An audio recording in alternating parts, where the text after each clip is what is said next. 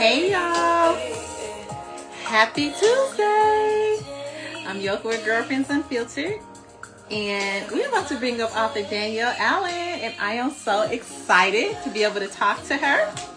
And she's right here, and I love it.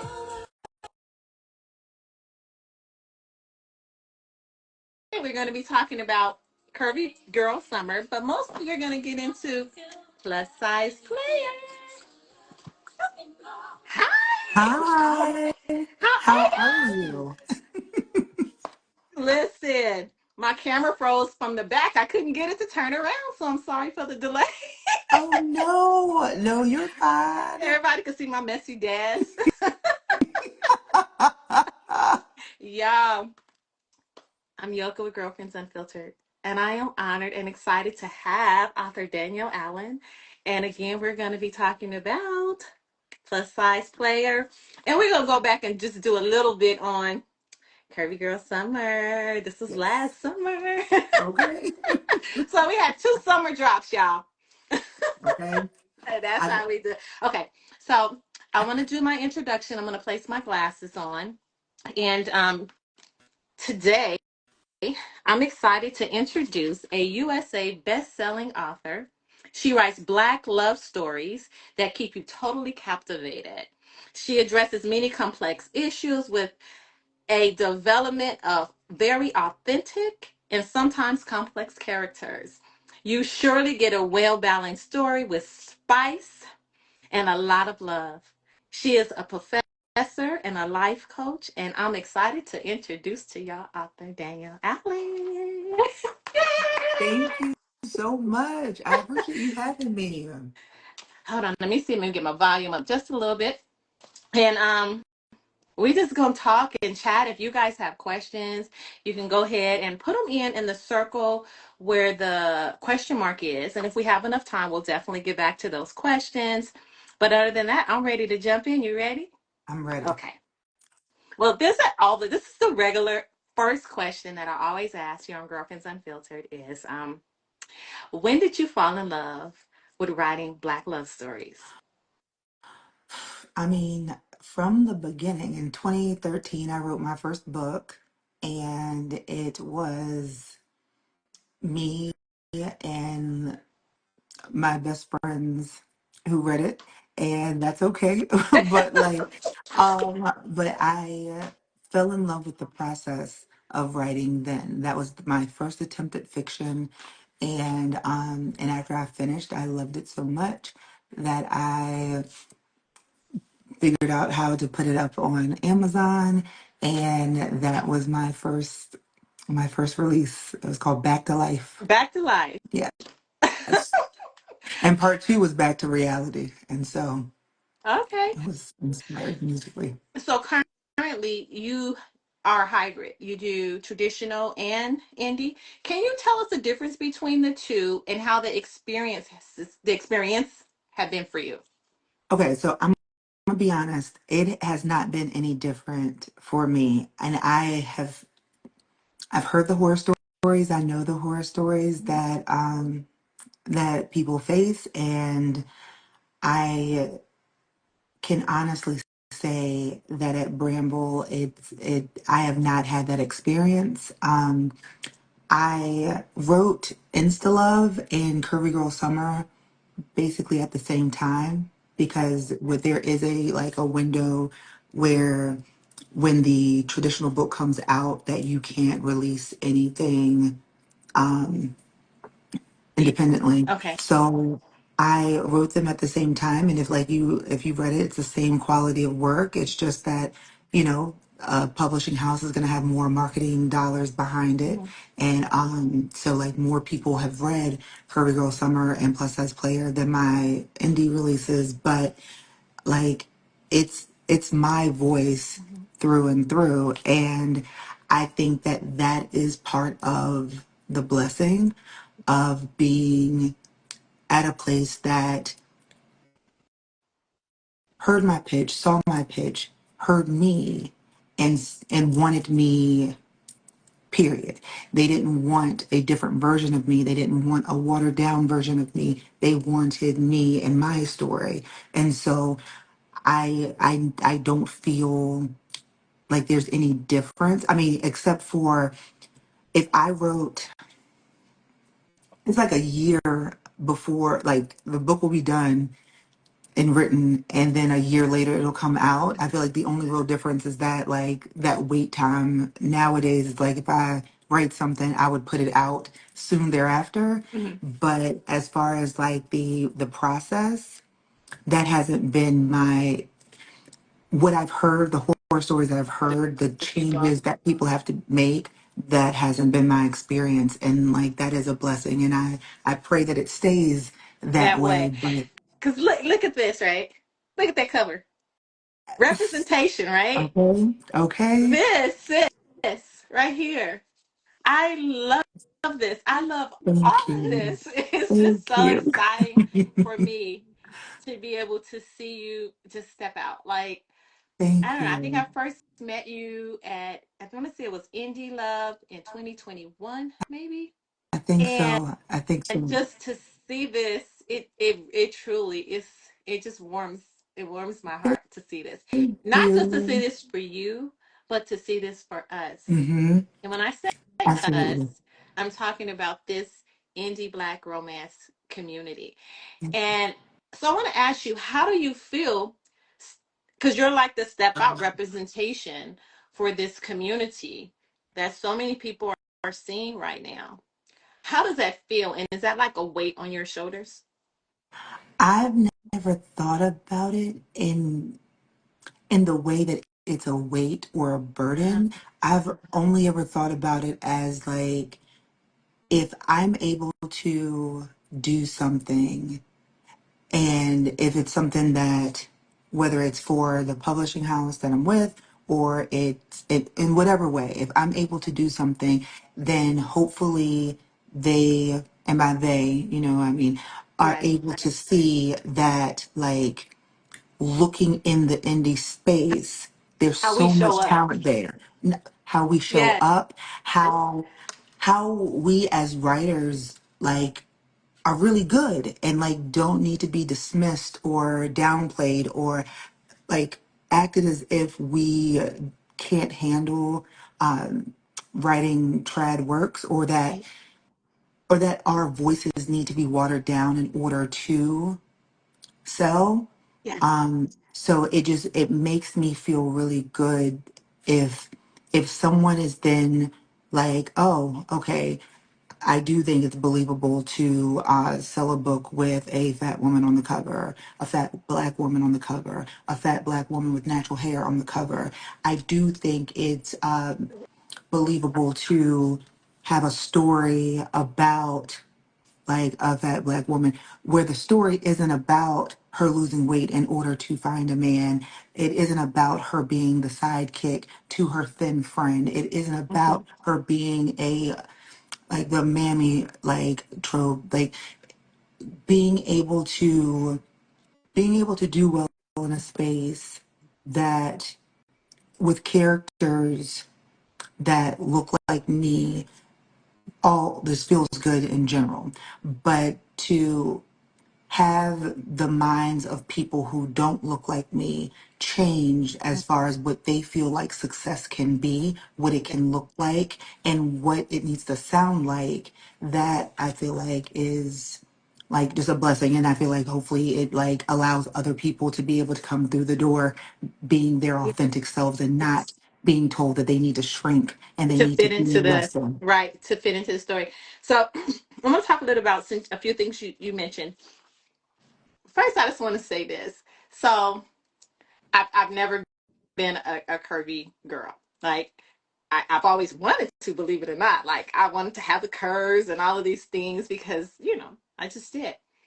When you were writing these your last two books, speaking about representation, was there any concern that maybe the readers who don't fit that characteristic, how they would feel? Because there's, Yeah. it didn't cross your mind. It Okay, well, first, like all of my characters have all had like meat on their bones. There's only Right. been a couple of them that have been like slim.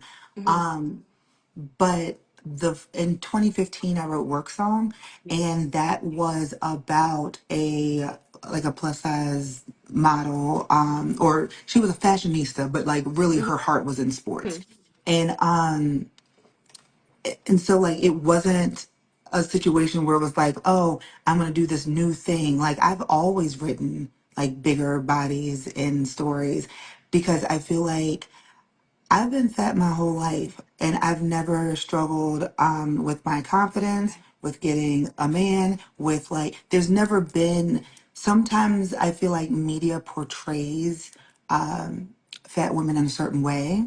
And I think that it is harmful when it is continuously perpetuated that okay, you have to lose weight before you can do X, Y, and Z. Mhm. And I feel like I never thought about like, oh, if well, I already knew that when my agent Ashley Antoinette was like, what do you want to pitch? I already knew it was going to be three best friends, three fat, black, natural haired best friends, who are all confident, have completely different stories. Like, Yes. that's what I knew I was going to enter the traditional space with. I feel like people don't worry about if writing a slim character is going to, am I going to be able I to relate? You know what I mean? Like agree. I they don't agree. worry about if it's a white character, if I'm going to be able to relate. So like my thought was never like, oh, people who aren't fat or black They're not going to read or have this. natural Like, hair, they're no, not that going to. wasn't even part of it because there are some scenarios that are discussed in the book, um, that are really like if you've never experienced it and you've never been on that side and understand that, Mhm. it really opens you up to be humble, to And be that's more what I wanted. understanding, to That's what be I more wanted. compassionate, and that's appreciated. That's what I That is wanted because I feel like people who don't have that experience then are now walking through Aaliyah's shoes or walking through Nina's shoes or walking through Jazz's shoes and seeing how things that they may not have ever noticed or mm-hmm. may not have ever thought was harmful, how it does Yes, cause harm. yes. And sometimes you don't realize, you don't know what you don't know. And so I wanted people who haven't bit because there's people who aren't black who like related to the story. There are people Absolutely. who don't identify as women who related to the stories. People who aren't slim, aren't you know what I mean? Like whatever they got going on, people are related to the story because at the heart of it, as a fat black woman with natural hair, there's so many things that we have to endure that like there's nothing that someone else is enduring that we haven't gotten the worst end of it. You know what I mean? And so it's like people are able to relate to relatable characters, and I feel like they're all relatable characters, and they just happen to be fine ass, And big ass like women, and so I that's a way. I I'm contemplating how to say this, but I just need to say this. So, and I'm gonna ask you how you feel about it. There's an article between with you. Um, it addresses you, Tia Williams, and Kennedy Ryan. And I just started screaming because I saw you there. And honestly, I was like, hell yeah, like this is representation. Like this is it's just a beautiful thing to see that this is now the face of what people are seeing for Black romance. Um, and it's impactful. And I'm just wondering when so I'm a social worker, right? And so that's why this is something that I'm thinking about because I'm thinking the longing impact that this will have on the 18-year-old that is reads these books, Hmm. the 21-year-olds that are reading these books and could see themselves. Is that like something that I want to say like that you can hold and just like be so I'm just so proud I can't even put it into question Thank form. you. So let me get the question.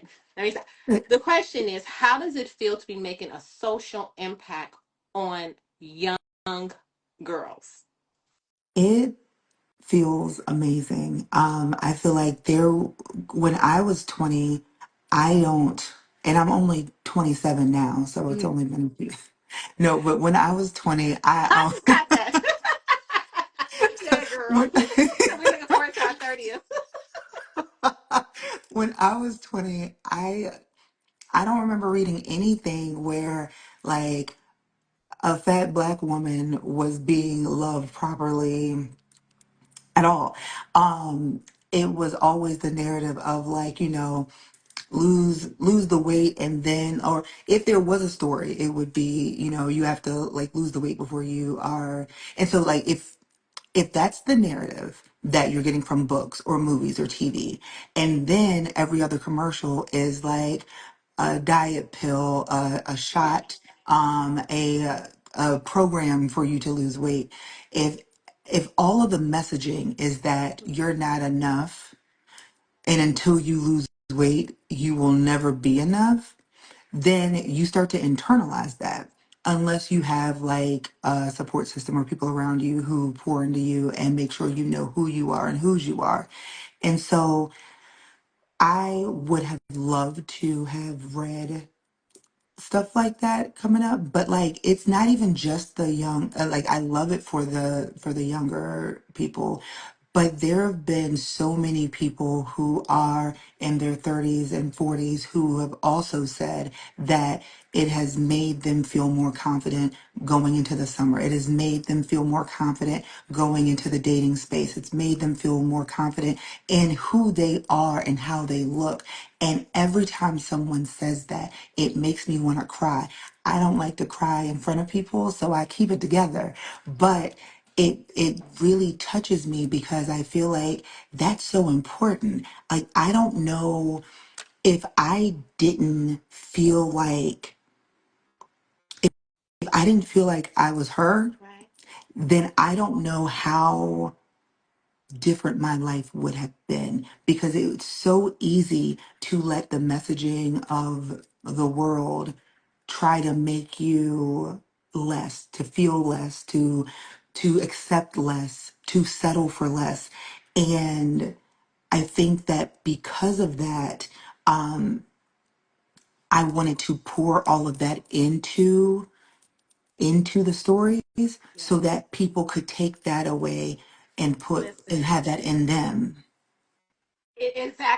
it's definitely something you take away. Okay, I good. mean, um, because Nina, she totally embraced her sexuality. And I love the player part in it, like how she loved on herself. She was just beautiful. She walked in rooms with so much confidence. And as I was reading, I kept thinking, I'm like, oh, I can't wait to talk to Danielle about this. And more so it's because you are giving so many women the power of agency. How do you feel about that? I feel really good about that because I think that so often we are programmed as women Mhm. to appease the male gaze, to make sure that you are just like hurry up and get married, settle down like with the one person. Doesn't matter if they're a good person or not, just like hurry up and do it.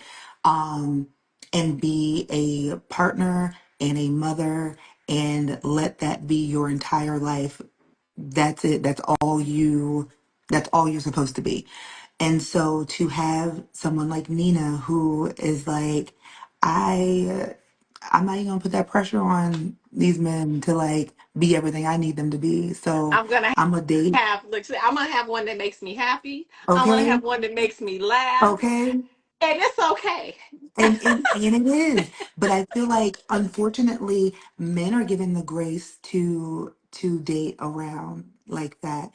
But then when a woman does it, she's a whore, she's a slut, she Yeah. is, and it's like, so would that not make him a whore and a slut too? And like if we're doing that, if we're saying that that's what it is, Mhm. and Nina wasn't even having sex with all of them, but if she was, that's her business. And Like she was very like, okay, we're gonna wrap it up. We're gonna make sure it's good. But I think that like when you understand your power Mhm, and you understand that mhm. like what it is that you want, what it is that you feel like you deserve, and how you want to move through the world, it makes it easier to make decisions that are best for you as opposed to decisions that are best for society's version of you or society's idea of who you should be. And so Nina didn't have the thought that, like, oh, I need to be with one man because that's what society says. Nina was like, I'm gonna do what I want to do, and Yes. like I'm gonna make sure it works for me. And so I'm going to ask you about sexuality versus sensuality.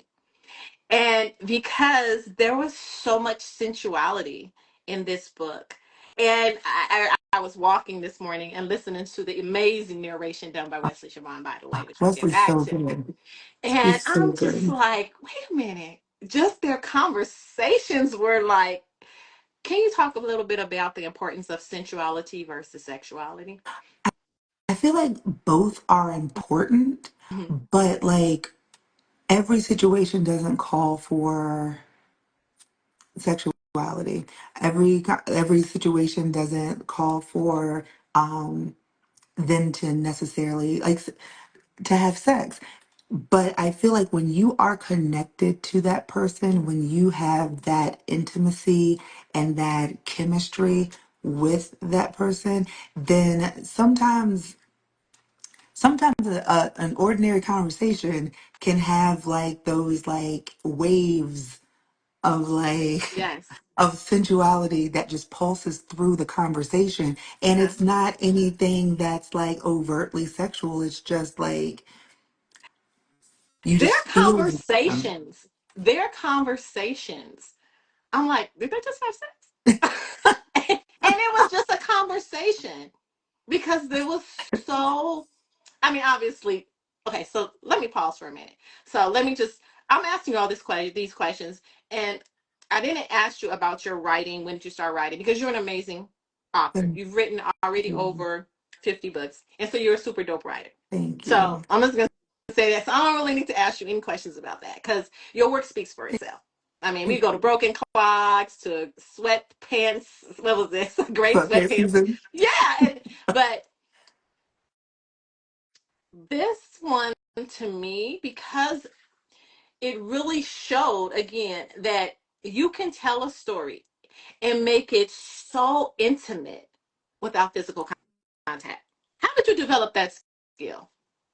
Well, I think that in general, that is, you have to be able to have that ability to talk to somebody, and I think that when my background is in counseling, so I'm a huge proponent of communication, and I think that conversation is essential. And so I think that in my writing, it's always going to be conversation heavy, but like having, because of who, because I always think of the characters as people. And I feel like Nina and Russ, like their connection was just very, even if like in the beginning, they both, or mainly her, was like, it is based on the good time we're going to have, the fun we're going to Right. have. But as you get to know someone and you're like conversing with them and you are having these experiences, like that develops the intimacy. Right. And so I think that it really is embedded in the connection and the conversation. Mhm. And so then that's why it feels like if you feel that sensuality in their dialogue Mhm. and in their communication with one another, it's because of their connection and how they're talking to one another.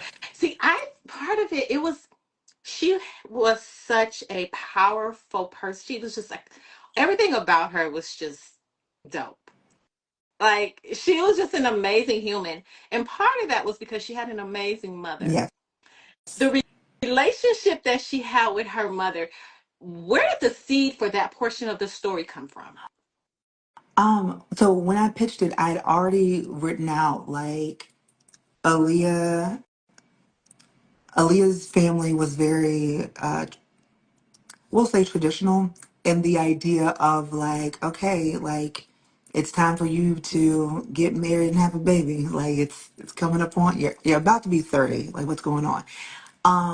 And Nina had a different and Aaliyah was very focused on I want the one. I'm looking for the one man. And then I feel like with Nina, it was always going to be that her family was supportive of like how she lived her life. I Hmm. mean, outside of the fact that her mom was like, girl, you a model on the internet. That's not the same as being a real model. Like, get it, step your cookies up. Like, outside of that, like they, or even with that, like they had such, Nina with her mom and her dad had a really They great were, relationship yeah, and they were relationship. supportive of Yes. supportive of what she had going on. And so even when it was like, oh, I'm dating around, because they're like, yes, Mm, date around because like I don't want you settling for anything less than what we have. Like she was able to see the type of love that she wanted yes. in And her parents. when she walked in rooms with her friends, it's like, so back to Aaliyah for Kirby Girl. So I'm gonna say this for people who have not gotten a plus size player, you're gonna see something, in my opinion, a little different. In plus size player, I kind of felt like Aaliyah was more of kind of like a people pleaser trying to find self confidence and step out. Where you saw maybe a little bit of trauma stuff going on. Where when you come over to plus size player, it was like Nina was like the opposite, like you said, strong, confident, like she just absorbed the room. Like people wanted to be in her space. And so they're very different. How was it writing? It's like you went from one side dealing with, like I said, some trauma stuff on this side, being trauma informed and focusing, to someone who you want to like plug into them to kind of absorb all of their positive energy. Well, I feel like all like all three of them are different. They are all different people, Okay. but they are all confident. And so the thing that Nina was not Nina, the thing that Aaliyah wasn't confident in, it had nothing to do with her. It was dating on, like dating in general, being out there again, going on dating sites. But even in the first chapter, when she's talking to the bartender about why she doesn't want to date, it's like, the men out here be lying. I don't want someone to murder me. I don't want, you know what I mean? Like there are all these Right. things that like are legitimate concerns for dating. So like, Aaliyah's lack of, and I don't even want to say confidence, her apprehension was trying to find the one in the sea of mess that was the dating pool that she was picking from. Mm-hmm. So, like, I wanted you, as you're in her head, you're feeling some of that anxiety, that frustration of being out here, being single and dating in this climate. With Yes. Nina is confident in a more overt way. And so, and also like Aaliyah wasn't necessarily a people pleaser, but Aaliyah was very mindful of what she would say. Like she would have some smart stuff to say in Mm-hmm. her head, but she wouldn't say it out loud. And if you remember when Aaliyah and Nina was when they went to the concert, Mm-hmm. um, and these like people were like just talking shit. Nina was like, "Oh, y'all have something to say?" Because Nina is 5'11". Nina is Mm-hmm. bigger and taller. Oh. Aaliyah is not, but neither one of them can fight. And so when Aaliyah was like, "Why are you provoking them? You know we can't fight. Like, what are you doing?" But because of Nina's the way she moves through the world, people are less likely, and because of her Mm. height and size, like people are less likely to check to see if she can fight. They just are more intimidated by her size. But Aaliyah's like, I'm not trying to get my ass kicked. Like I'm a talk shit in my head, but I'm not gonna say it out loud. But like they are both like very confident, just like Jazz is confident, but the stuff that she goes through is she processes, like everybody's processing things differently, and they're having all three books take place over the same summer, just Right. different time periods of it. Jazz's book, though, it goes beyond the summer. It goes into the fall. So that one has to be read last. I mean, they need to be read in order. I That's what I Okay. prefer. But the So I'm thinking I didn't get jazz. I haven't done jazz's, but it doesn't come out until April okay. That's what I'm 2026. like thinking. I'm Yeah. like jazz's book. Did I miss Yeah, something? no, her book Okay. is Okay. last it's because it needs to be, Oh but yeah. So also now, because now I'm excited. Like, it goes into the fall, so then you get to see Aaliyah and who she ends up with. You get to see Nina and who she ends up with as they show up for their friend who is going through hmm, what bits and pieces at of a the end difficult of time. exactly. And so Um. Go ahead. I'm sorry. so they're all confident, but it presents differently because they're in different situations. Because like while Aaliyah is having a dating situation that is stressful to her, Nina loves her dating situation. Nina is in control of her situation, whereas Aaliyah felt like each week was a crapshoot. She didn't know what she was gonna get, but she was still trying because she was looking for the one. Mhm. Nina was like, "Oh, I'm gonna have a good time anyway," because like I'm dating multiple men, and so if I I need love to Nina. like, I'm just gonna say and that I just loved Nina. Like she's the best. everything about her. Yeah, she was fantastic, and the narration. mm, I did it in Audible, so I can't compare for those who just read the book. And, and how did you feel? Because you wrote the book and then you read the book, and when you heard it in Audible, just tell me, like, what was that experience like? It was really really cool to. I mean, I think it's cool anytime I hear Uh-huh. my words like Performed. aloud. Yeah, like I'm always excited, but like Wesley had done Broken Clocks for me before. So like I already knew how Wesley got down. Like I already knew Wesley was talented. And so each time I would get the audiobook, I was just like, wow. But when they sent me Plus Size Player, I remember like pausing it and sending her a message and was like, girl, you did that. But yeah, like I'm always like, I don't think I'm ever going to get to a point where it's just like another day. Like anytime, because I spend so much time with the characters. Yes. These are my words and like everything that I'm pouring into it. So um to Them have brought to life. someone, It's like they come to life.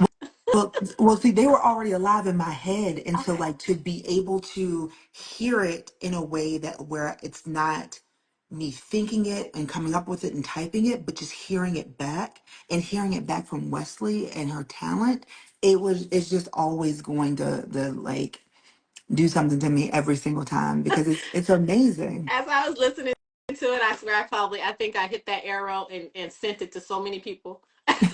I'm like, oh my goodness, this person. And I'm walking because I'm working out and stuff. I'm listening. And then I'll stop and I'll send it to someone else.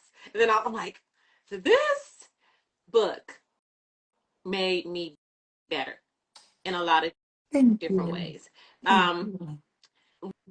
One, like I said, embracing the ideal, because we have this stereotype, or I want to say it's put into us that if we date more than one person, like you said, we're like a hoe. Mm-hmm. It's put into us from time we're little that thin is in. Mm-hmm. It's put into us a light skin is better. Mm-hmm. And we don't realize sometimes we have these implicit biases Mm-hmm. that they live within. Yeah. And so now I'm processing as I'm reading. There was the part in there's a bathroom scene, and where people were talking in plus size player, and I'm like, that seems so real, but it really brought it made me sad that Nina had experienced that, but it also made me happy that you put that in the book. Um, yeah, I just want to say that. So, Thank you. Thank you. Thank you. That I had makes to me take a happy. moment and just put that in there. I want to talk a little bit about the historical impact on the words and the power of words. And what I mean by that is that so we I have my favorite authors from when I used to sneak into my mom's book club, and I can remember when they read Terry McMillan, and back then it was Waiting to Exhale was the book, and I can remember Alice Walker from The Color Purple, and my favorite one was Marita Golden, um, and so all of these books, mind you, this is now. I'm not gonna tell my age because I'm still 27, Listen, but it was a long I feel time like ago. with us being so young, it's I hard to know even. that was in the other lifetime. No, but now we're talking like 40 years later, and I'm still telling like young people to read this book. Your words are powerful, and they are history. They're How do you feel about that? And have you taken that in consideration when you're writing stories like this that are really powerful? That the words live on forever and ever. Your grandchildren will see this. Yes, I actually have when I was conceptualizing their stories, Mm-hmm. the Curve series, and I was like, because tomorrow's not promised. Right. So like you could put out one book, even if it's a 3 book deal, you can put out one book and then they decide that, it doesn't do well. So they're like, oh, we're not gonna continue on with the rest. Um, there's so many things that could happen. So I knew that I wanted my first like foray into the traditional space to be the Curve series because I knew how impactful it would have been for me to see that. I feel like when I was 20, I feel like me and my friends were like looking at each other. You know what I mean? Like we didn't have anything on TV to be like, oh yes, affirming Really? your essence. Yeah, because like outside, like when you think of what was on TV at the time, the Mm-hmm. biggest women on TV was the Parkers, and they had Mrs. Nikki Parker chasing after Professor Ogilvy And the I, whole time, like, yes. And I'm and thinking then I might be a little older because the person I remember was on What's Happening oh with Shirley. But I'm not telling my age. I watched the reruns. right, like oh she did not watch it live, guys. So let's And she face had it. her afro. She was Yeah, representing, yeah, but her but behavior. right. So, So like, but when you think about like fat black women being the love interest, like, mhm. and getting what they deserve and like being treated well, and like that has been my experience in love, like because that's what I expect, that's how I expect to be treated. But I feel like that was just because of how I grew up and who I grew up around. And it wasn't based off of, or even if it was inspired by something I saw on TV, it wasn't because they looked like me. It was because, oh, I deserve to be treated like that too. And I feel like for so many, that isn't the connection that's being made where it's like, oh, like even though that person doesn't look like me, I deserve to be treated like that too. They think I don't deserve to be treated well because I'm not small enough. Yeah, I'm not light enough. yeah, My hair isn't straight enough. Whatever the case may be. And so it I knew that what I wanted to write for my first traditional work, I wanted it to be these stories. I wanted it to be something that people could, like, if I pour everything I am into them, then hopefully what I have in me then gets poured into them, the individual reading, and then they feel good about themselves. They feel like they deserve more. They feel like they should walk through the world knowing that they're a bad bitch. Like they Yeah. feel good about who they are.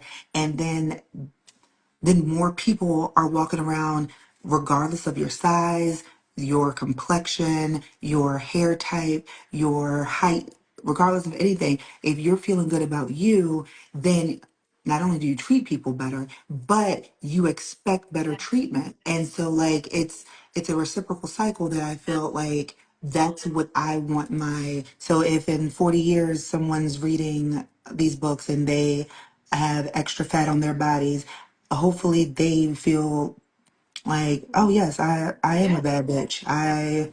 I do look good. I do deserve a roster, or I do deserve the one, or I do deserve whatever it is that they want. They know that they And deserve it. that's such a strong component of trauma informed care, right? It's the whole thing is if you understand it and you treat people better. Yes. And so that's is what I was thinking when I read the book and I was reading that particular scene. I was like, you know what? It'll live in me now. I'll treat people better. And when I'm in other places, then I'll have conversations and they'll treat people better. And so it's Yes. definitely what I call a change piece. Thank you. Definitely a Thank you. change piece. Thank you. Um, I cannot, I know we're coming close on this hour, but I cannot let you go without talking to you about that helicopter scene. So y'all, it's the romance. We're gonna get a little spicy now. When I tell you this was like a five spice book, a five chili Thank you. pepper, but in that helicopter, how did you come up with that scene? I'm just saying, I'm not gonna give it away, but there was a scene that took place in a helicopter. So, in my mind, so I feel like there's always been Nina's Nina. And so the spice level was going to be more than in Curvy Girl Summer because Aaliyah's not having sex with these dudes on the first date, but Nina, we're seeing her on dates 8, 9, like they in there. And when you're with someone who is very perceptive and wants to make sure you're relaxed, um, like sometimes things happen. And then if you say you want to see the stars, then like he is going to make sure you see the stars. Listen, y'all, if you haven't read it, she wrote that scene. Thank And you. I want to say that's early on. So you kind of know where you really start really understanding like the power of sensuality. And that's early on. I want to say that's probably happened in like chapter 3. That happens early on in the book. And I'm like, give me some more. This is like I'm like, yeah, keep it coming. Bravo, bravo Thank on that, you. sis. You did it. You did it. And the pilot was cool. Yeah, it was cool. And I was like, she took the Mile High Club to another level. But that did take take some research and Okay. because So like what was helicopters the are scary. research? What research did you do? So I definitely had to like research the ability, like what the constraints would Okay. be, because there was no way they could unbuckle themselves in order to experience what needed to be experienced. Right. So so I had to like look at tutorials on like helicopter safety and then I've figure never been out. on a helicopter, but after that scene, I'm going up. I'm just saying. Okay, okay, okay. I'm sorry.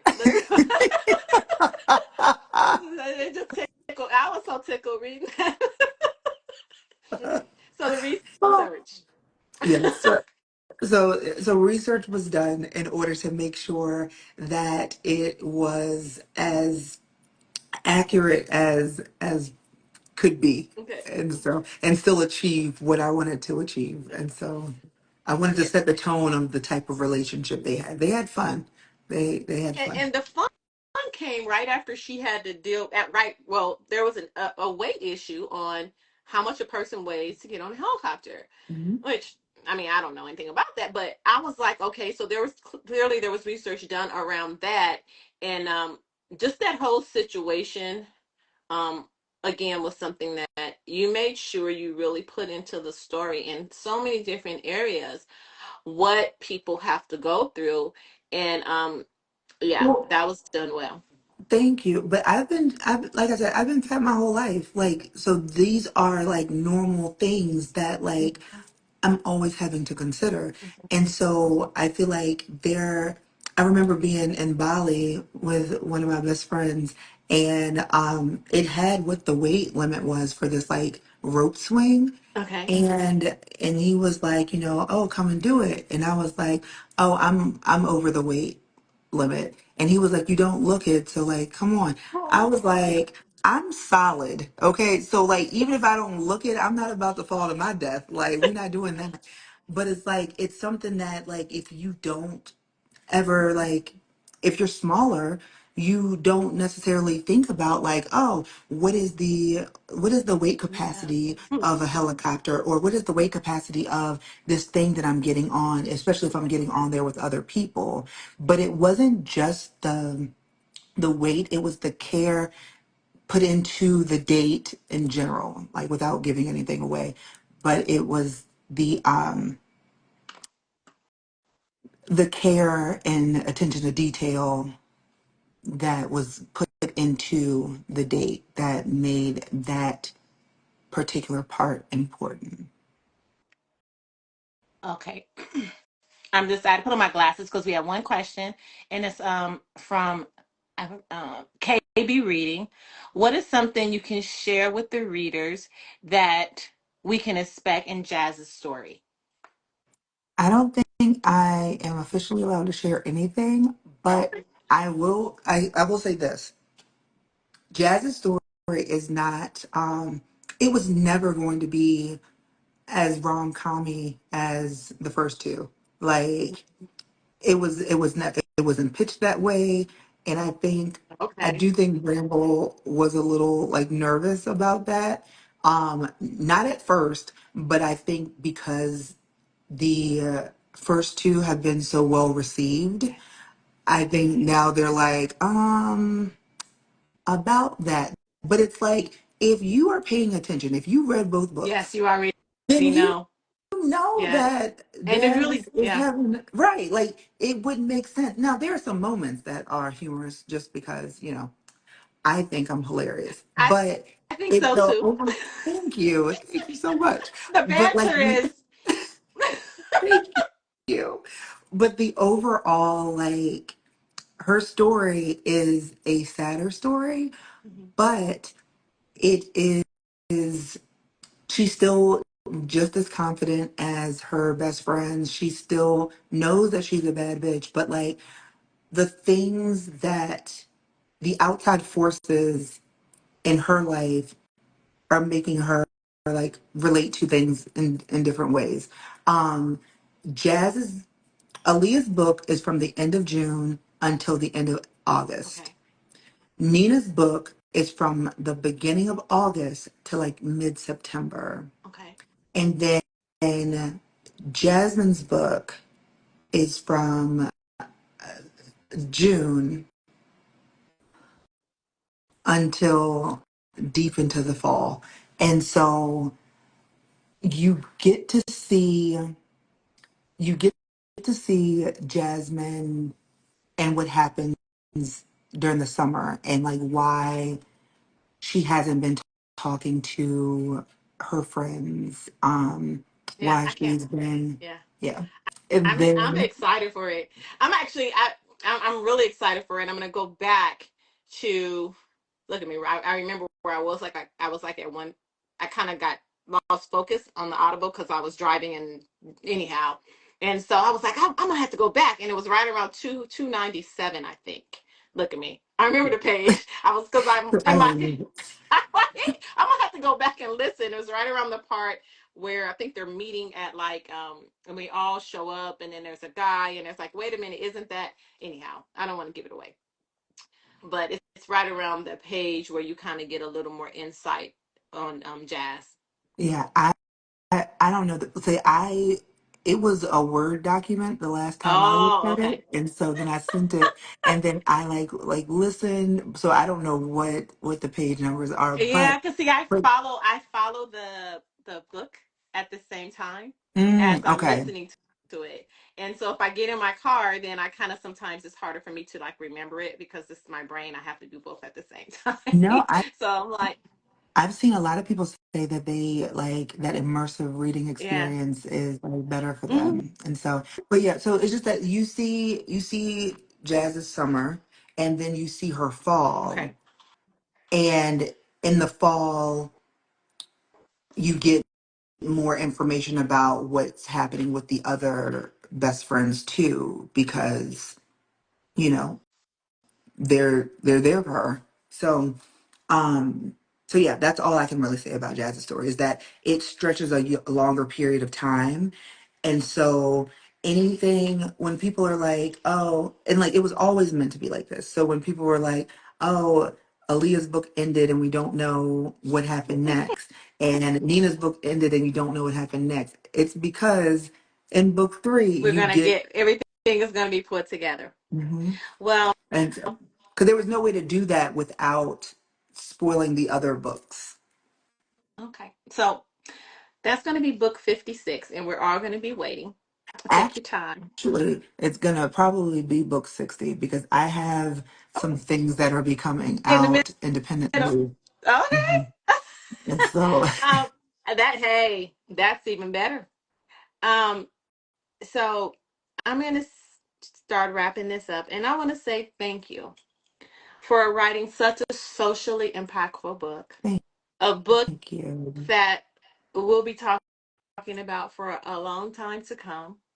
That I looking forward to a time where my grandchildren can pick it up and understand if there are not a curvy sized woman, how to offer compassion and understanding.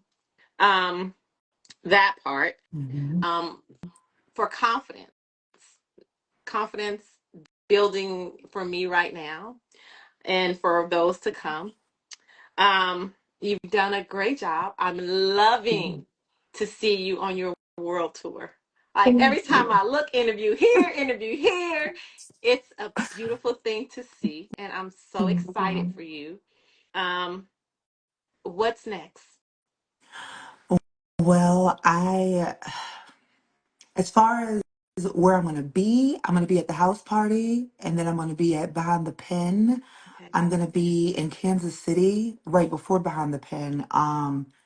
I think with Regina Black. I'm gonna be at Me and My Romance Friends, Gray In Huffington Dallas. in Dallas. I'm gonna be at oh, I just remember the name of it. I'm gonna be somewhere. I don't You know. guys see me lit this year? I'm not. They moved the date. And so, like, if it was going to be in August, I would have, but they moved it to the end of October, and that's too close to my birthday. And I always like to take a trip on my birthday, but now it's like I don't know what's going on in the world, so I gotta play that by Yeah, ear. and that's another thing I was gonna say. It's such in with so much going on in the world to just walk all day and listen to this. It was so Thank, refreshing. It's bringing thank it you, it brought so much comfort and it's just you're appreciated for that, you thank know. you so much. Oh, Southern Hearts in October. That was the last And one. that's in South Carolina. Mm-hmm. Okay.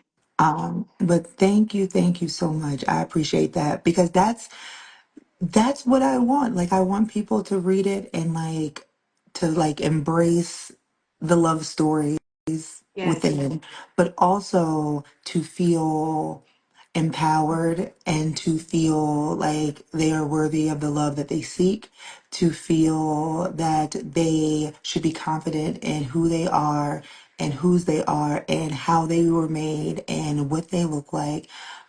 For people to, because I feel like even if someone is on a, because none of these ladies are on weight loss journeys, okay? No, But even if they were, more like like self assurance. loving yourself, you said what? It's more like a self assurance journey. Like, I'm here. Listen, okay, embrace it. I want people to like love yourself where you are right now. And then if you are trying to improve upon that, lovely. Love yourself at that point too. Yes. But you should be loving yourself every step of the way. Mhm. It's too, tomorrow's not promised. And people put off doing things, falling in love, going out, dressing up, and just enjoying life. They put it off because they're like, oh, once I get this job, or once I get to this weight, or once I do this or that, then I'll do whatever. Tomorrow is not promised. You may not get whatever it is that you set your sights on, so why don't you enjoy it now? And then you can still be working towards it, but enjoy life now. So like it makes me happy that you were listening to the book and you said that you learned stuff and you took stuff away Yes. and And this, you were uh, living in a joyful space. absolutely. And I'm pretty sure this will be, we're starting back our book club. Mm. Finally, for Girlfriends Unfiltered, and this is definitely going to be our first. This will be our first books. Thank you It so definitely will. much. It's just conversations that need to be had to make us better, and it's positive, and it's just beautiful. So Thank you. I thank you for what you're doing. For me, I thank you for this community and for all of the little girls still to come. Thank you so Little much. black girls. I know it's all girls, but And this so is, I feel like this is for us. Um, there, this wasn't there before. Like, I named all of those books that I used to read because of my mom's book club, and none of them showed love, relationships in a positive way with BBWs, and women that look like your mama and your grandmama. mhm. And so, yeah, it's changed. This is definitely a change piece. It's a change Thank you. time, and I'm excited to see it and be a part of it. Thank you So so I'm much. gonna let you close us out with the final words. Next week we have Jaquel J, and we'll be talking to her about her book series. And so that's all I have to say. Again, thank you. The power of your words are just doing so much, and um, again, I'm excited to see you on your world tour, and I'm sure this will be a Netflix series. So I'm just gonna sit back and wait for it. From your lips to God's ears, okay? I'm just Like I'm gonna sit claiming back and it in wait for it, and advance. I'm gonna let you Amen. close this And I see this. out with the final words. Well, first, I see this question right here about did I always know that Nina would choose him? Yep. Yes. Like he was always the one. Like it in the notes, he had like in the pitch, he had his own section. The other three were footnotes. Like he was always it. It was always him. But she didn't know that. She just because once you put somebody in a box, you let them be in that box. And so like he was fun, so she let him be fun. And then all of his other qualities came about. But I am so thankful for the love and support that that everyone has shown Curvy Girl Summer and Plus Size Player. But more than that, like I'm so appreciative of the love and support that people have shown me throughout my entire career. Like my traditional releases, again, Bramble got way more money than I got. So like they're going to be able to put them in places that I couldn't. But like I've been supported since Back to Life, since the first books. Work Song was book what, five, I think? No, book yeah, it might have been no, five, might have been five, might have been yeah, I think Work Song was book five.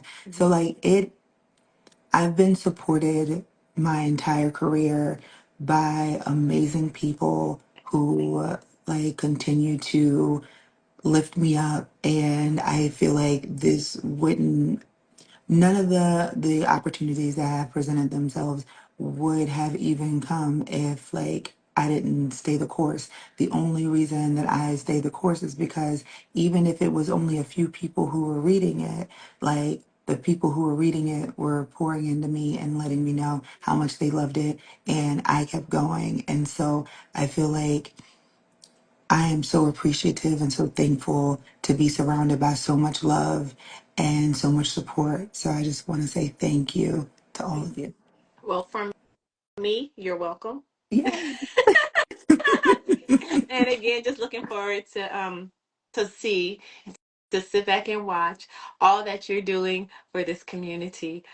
Thank you so much for sharing your time and your talent, and you're just appreciated for Thank being here you. today. So looking forward to talking to you soon. Yes. And yeah, we'll talk soon. Yes. And thank you everybody for again tuning in with Girlfriends Unfiltered and watching what we're doing. And you appreciate it. So we'll talk soon. So, Bye thank bye. you. Thank Bye. you. Bye.